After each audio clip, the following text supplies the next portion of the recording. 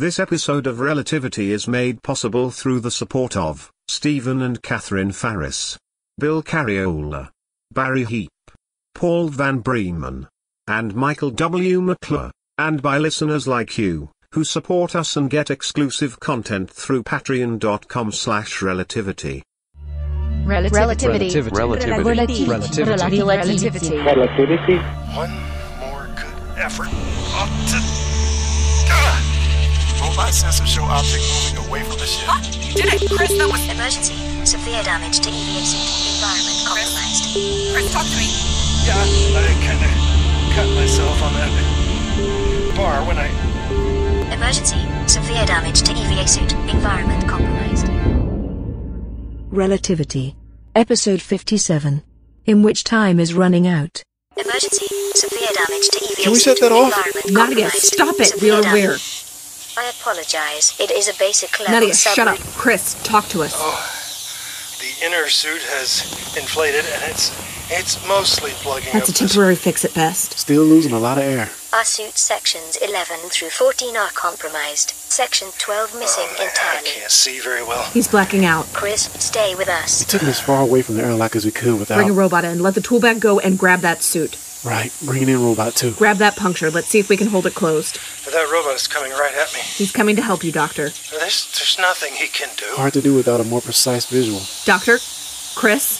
Yeah? The robot should be extending a hand. A bundle of metal fingers. Yeah, I see that. Can you grab that hand and lead it to where your suit is open? Take his hand. Is he doing it? I can't tell. The robot hand is touching us. Fingers played in all directions. Dr. Mason, I'm going to close that hand now. Yell out if it starts to hurt you. Air level critical. Okay. Yeah. Okay, I'm putting his fingers on the hole in the suit. The hand is closing. I can feel it. It's pulling the gap closed. Can we boost the output from his tank? Doing it now. The hand is holding the gap closed as best it can, but it is by no means an airtight seal. But is it helping? Definitely, and I sense the new influx of atmosphere. It's blowing out through the gaps almost as fast as we can pump it in. How much time does he have? A few minutes. More precisely, given the rate at Nadia, which the... Marcus, get that other robot to grab the winch cable. It would be faster if the two robots propelled us up to the jet I cycle. am not sending him up untethered like that. We may have to. Robot's having trouble catching the cable. Can the robots move him up to the cycle and stop when they get there? Between the two of them, you'll be able to motivate and control once his boot magnets are off. Nadia, when both the robots have him, turn off the electromagnets. Roger that. Robot 1 is approaching. Robot 1 is extending an arm. Robot 1 has closed its hand on the strap connecting our helmet to our suit. That's not ideal, but I'll take it. Switch off those magnets. Magnets off. Power him out, Marcus. A nice straight line. Flying. Please stay still, Doctor. We're moving you to the cycle. Oh, God. Please be quiet. Chris, talking is a waste of the air you need for survival. Distance to cycle? 20 meters. 19. 18. Don't rush, but, you know. Rush, but don't rush. Exactly. Chris, raise your arms and be prepared to grab the cycle. 5 meters. Air level at 50%. His exposure to background radiation is increasing as well. Doctor, can you grab any part of the cycle? I'm trying. Let us know when you have it. Handlebar. I've got the Is that true? Affirmative. We have the handlebar with one hand and the seat with the other. Chris, you need to pull yourself onto the bike and latch on. And I'm hooking onto the thing. It's true. We are latched on. Is he secure enough for acceleration? He is. Marcus, maximum speed. I can't control it with as much accuracy. Maximum speed. Right. Hit it for the prow.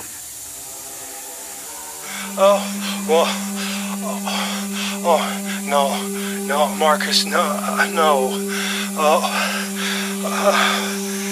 Coming around. This is the tricky part. Careful. Warning. Temperature control failure. Heating system is offline. Rounding the prow at top speed. Port side, heading for the airlock. Distance and time? 500 meters, ETA. Never mind, just get him there. Temperature in our suit is 5 centigrade. 4.5. 4. Should be approaching the airlock. Airlock. Chris, can you release your hatch? Nadia can open the hatch. I sent the command. My hatch. Nadia, is the hatch open? I sent the command and the airlock has responded. Temperature critical. Air loss again critical. Jet cycle has stopped precisely 2 meters from the airlock hatch. Excellent work, Marcus. Tell me the instant he's inside. The robot holding the front of our suit closed is backing toward the hatch. We need Chris and both bots fully inside. We cannot risk closing the hatch on any stray limbs, even of the robots. We are mostly inside. Robots report proximity clear. All of us are now fully inside. Please pressurize quickly. Close the hatch, you, or go for pressure up. Hatch closing. Positive seal. Pressurizing. 5%. 10. 15. Thank God. Chris, can you hear me? Can you respond? 35%. We got him in the air. Dr. Mason, please respond. Come on, Chris. Dr. Mason, please respond. Freezing. Nadia, what's the temperature in the suit? 10 degrees, but rising. Air level? 65. Open the inner hatch. At 65. He needs the warmth now as much as the air. Open the hatch. Inner hatch opening now.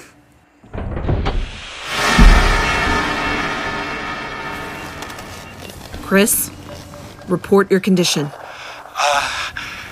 I'm cold. Can you get out of the airlock? Yeah, now that the wind has stopped, yeah.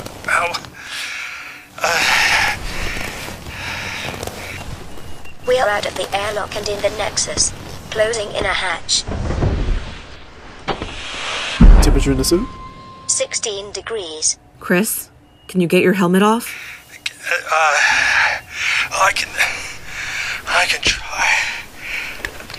It's not coming off. It's Pressure outside greater than inside. Of course. Tell Robot 1 to let go of his suit. Let that gash open again. Robot grip open. And air is rushing into the hole in our suit. Okay, yeah, I can feel it. Okay, yeah, I can get the helmet off now. Yeah. Welcome aboard, Doctor. Thank you. Congratulations on completing your second EVA. Well, you're right. I think the 4 of us make a great team. Yes, I think we do. Hang on, Marcus. Can you tell if getting that piece of junk out of the gap has put the rotation back on track? I'm getting a perfectly round pattern again. Oh, yes. Chris, I am so sorry. I don't know what to say. What are you sorry for?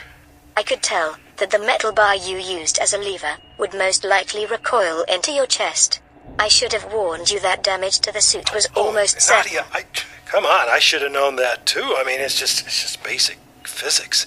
Still, it is literally my job to constantly ensure your safety, and I failed. Nadia, any of us could have made the same... We did all make the same mistake. Yeah. Good point. We all should have anticipated that. Look, let's just call it my mistake anyway. I got carried away, and it could have killed me, and it was my fault. I say we declare a general amnesty. Oh, yeah, I like that even better. Sounds good. Nadia? This is most distressing.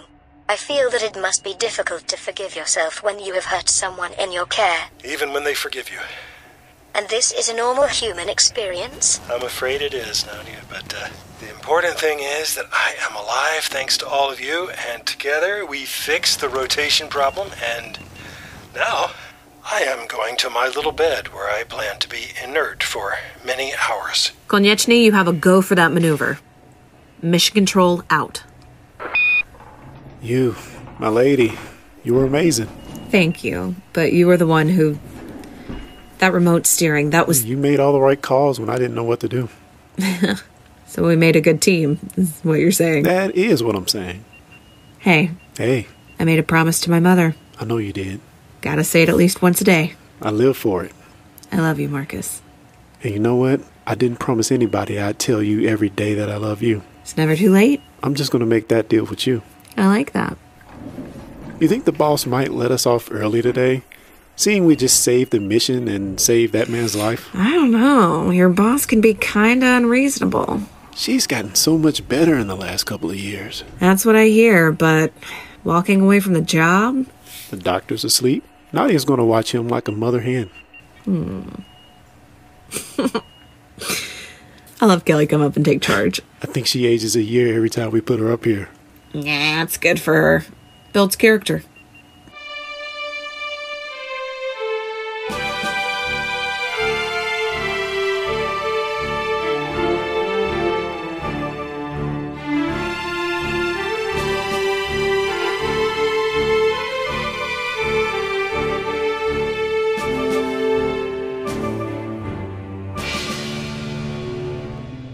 Hello, hello. Well, my doppelganger in deep space. How are you, Doc? Getting older, Mac. Which I guess is always good considering the alternative. How about you? Since you brought it up, I have a kidney problem that doesn't look good. Oh, Mac, I'm sorry. I wouldn't have made a glib joke like that if I... Is this the, Yeah, the kidney thing. Decades of drinking toxic water. Yeah. We, my friends at Mission Control and I, just a few years ago, we knew somebody, or somebody close to us had that. But hey, I have a lot of life yet to live, and I feel great most of the time, so I just keep working, you know? Oh, I do indeed. That's what keeps me from going crazy here, so... Are you interested in more gossip from the secret life of plants? You know I am.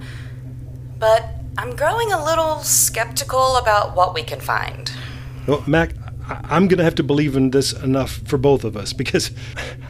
Look, I have 2 whole forests here, full of plant life, that are either transplants from laboratories or the descendants of plants grown in laboratories. And from what I understand, every effort possible was made to grow things from the oldest seeds and the oldest bulbs and everything possible. Which still may have been contaminated. I know it's not perfect, but...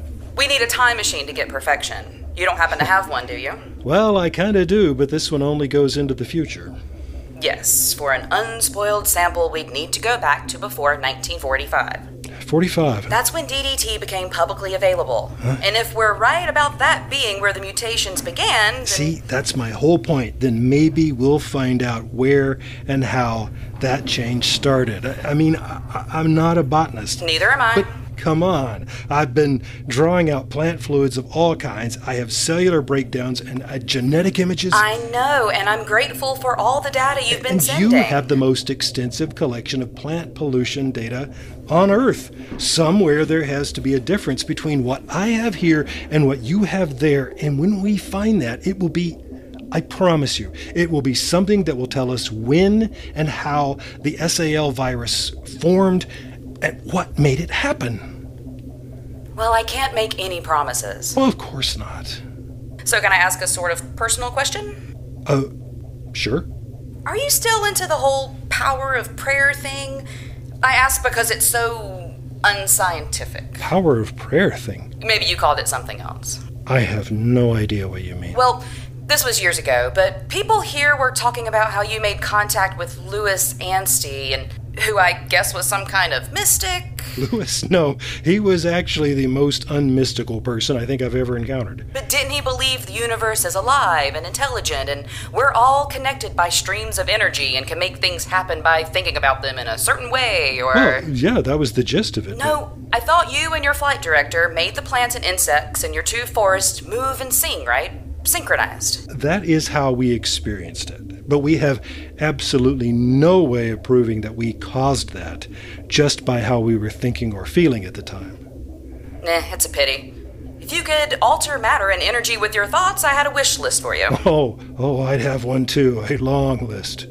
I didn't mean to sound like I was mocking the whole concept. For all I know, I've insulted your deeply held spiritual beliefs. Oh, no insult intended, so none taken.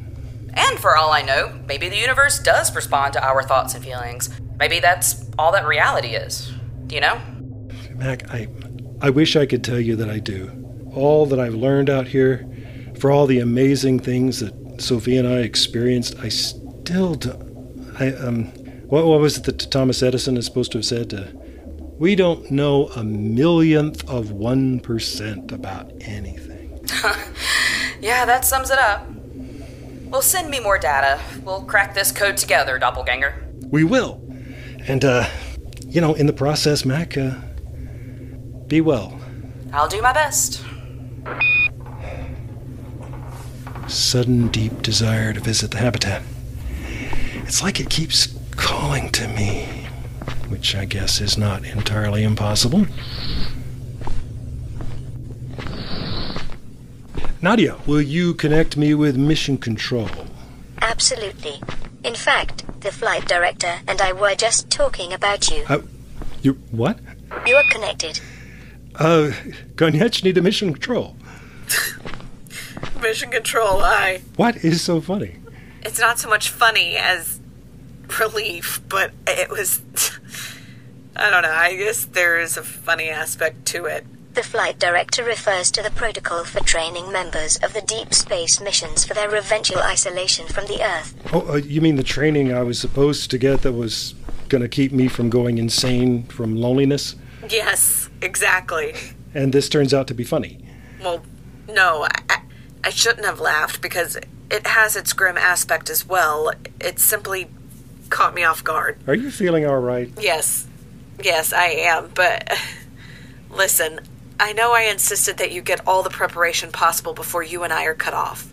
When this vessel begins deceleration and exits the compensator field. Yeah, I know what it is that I'm supposed to be ill-prepared for. Nadia and I agreed that you were overdue to begin the therapeutic regimen, so we connected for the purpose of scheduling your training. And I didn't know what exactly it entailed. And I assumed that all of you did. But do you know how the crew of your ship was supposed to be trained for the isolation period? You know that I do not. First in small groups, then as individuals. You were to be segregated from the rest of the crew for varying lengths of time. And you would practice carrying out routine, mundane tasks. All the while having no contact with anyone but me. In other words, this training that I've been demanding you take, it's designed to train you to do exactly what you've already been doing for years. You must admit this has its humorous aspect. I guess it kind of does, maybe. Or perhaps not. Well, I am relieved. Believe me, I mean, I've been dreading the day when you made me start this torture that I was expecting. Turns out you've already earned your diploma. Graduated magna cum laude. No, I would probably find this hilarious too, but I don't know. I just learned that Mac has the same treatment-resistant nephritis that your mother had. Oh, Chris, I'm sorry. And would they still have had this develop if they'd been on board this ship instead of me? Probably, but still. The fact that they consumed toxic water for decades is not your fault. No, but it's funny. It's funny how it's made me think about Deepa. Of Captain Sedana, I fail to see the connection. Just dying for no reason. I mean, Mac didn't ask for this. Deepa didn't ask for what happened to her. I mean, wait, did she have this isolation training before she left Earth? It was more likely part of her ongoing training once the mission was underway. That was an absurd blunder on somebody's part, but not hers. Somebody somewhere up the command structure failed to understand how powerful loneliness can be. They thought it was going to be because they were on this spaceship. Some people... Oh my God, Deepa was dying of loneliness when she came on board. I mean, when there were 21 people here, the rest of us, we felt like we always had each other, you know, but not her. I know, I talked with her about this. She always felt like she was supposed to be separate from us, aloof and above and alone. And I know that for years she had felt distant from her family. You know, she had lived her military career striving to attain some invisible aspiration to a career plateau of some kind. And I think she got there and realized she was alone. She'd always been alone, and now she was never going to be anything else. And she simply couldn't go on living. Because being alone, being truly alone, is the worst thing that can happen to anyone. Do you feel you are alone? Honestly, no. But I am never alone. I always have Nadia. And every now and then, you know, just when I need you the most, I get to talk with you. But there's no one you can see or touch. Well, no, that's no fun. I've wished as hard as I could, but no playmates appear. But usually this place is full of sound. I mute the whole thing when, you know, you and I are talking, obviously, but there is always some music or some audio fiction, you know, thundering through the whole ship, because Because what am I going to do? Annoy the neighbors? Plus, I have every book ever published and every film ever made, so I am sustained through the power of narrative. But the real treat is whenever I get to talk with you. Or Marcus, and when it's both of you online together, I swear, Sophia, some of the best times of my life, not just of this mission, of my whole life, have been conversations that I've had with you, or Marcus, or you and Marcus. It's just so good when it's the three of us. Or the four of us. And when it's the four of us, that is absolutely the best. I am so very glad to hear it. I'm at the environment hatch, by the way. I was just about to go into the habitat. And talking about why I never feel like I'm alone, because nowadays I love the tropical zone in there even more than the temperate zone, because there is so much, it's just so alive, and the birds and the bugs and the small apes, and I've gotten to know them. I spend time with them. They're my friends, and they're all connected, but I know you'd never forget that. Never. Why do you suppose we don't hear the voices anymore? No idea. And it's been years now. Yeah. It's like there was that one weird period in our lives, and then, I don't know, it's like we got the message so it doesn't need repeating.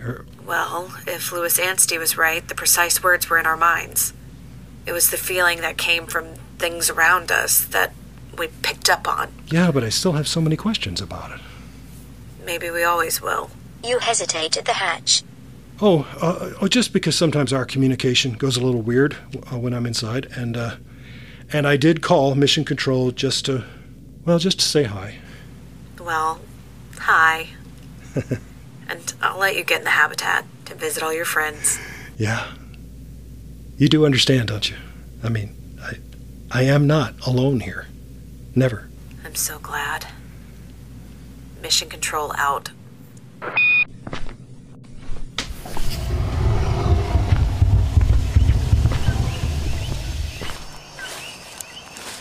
A most pleasant conversation with the flight director. And I got to tell you, it fills me with joy to hear the two of you getting along so well. Are you in pain? Have you encountered an obstacle? No, I just sort of stumbled because I don't have the same kind of motor skills that I had when I first came in here. That was 15 years ago. I have seen nothing in your body scans to indicate a deterioration. Oh, well, it's minor, but, I don't expect it to get much better. And see, this is why you don't want a physical body, Nadia. Because physical bodies age, they develop problems, sometimes crippling problems, and then they die. They die. And if I were fully human, I would be able to experience that as well. Well, yeah, but if you were fully human, one of your most powerful drives would be self-preservation. I mean, you know how the life in here works.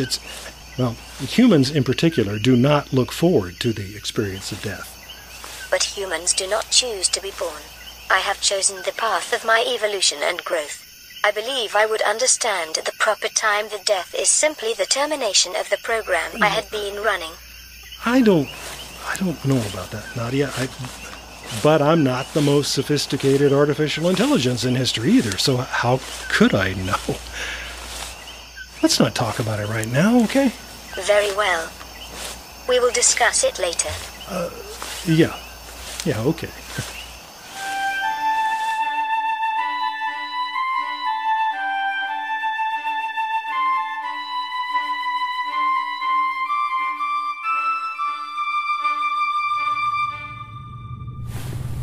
Oh, wow.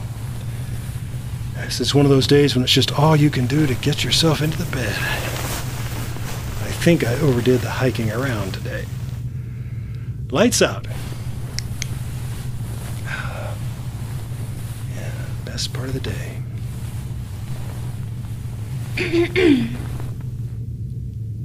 Hello. That sounded like a person. A real live human person. Chris, Dr. Mason? Hello? I'm sorry to bother you while you're trying to go to sleep. No, I must have fallen asleep already because I am obviously dreaming. No, this is real. This is really happening. Why can't I see you? I didn't want to turn on the lights just yet. Because first, we need to talk. Relativity. Episode 57. In Which Time Is Running Out.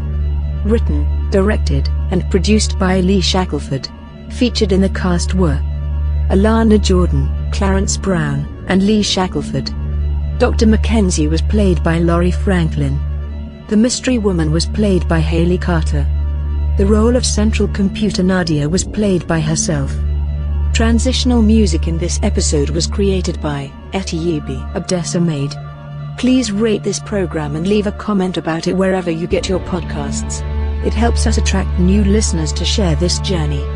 And find out much more about the series, including ways you can subscribe, hear past episodes, and connect with us through social media, and how you can get exclusive content, all on our website at relativitypodcast.com. Relativity.